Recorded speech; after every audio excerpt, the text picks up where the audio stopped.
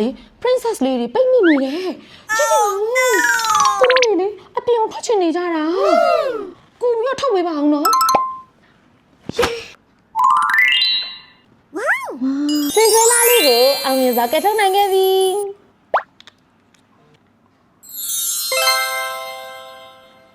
Snow White လေးလည်းလွတ်လာပြီ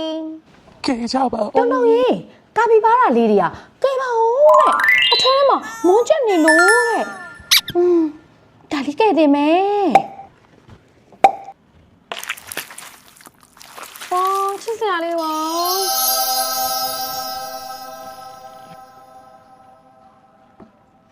ဝေါတောင်းတောင်းစားလို့မရဘူးနော်ဒါဘာလို့ လဲကြော်ရဟာစောတဲ့ဟာဒါဆိုတုံတုံသိရပေါ့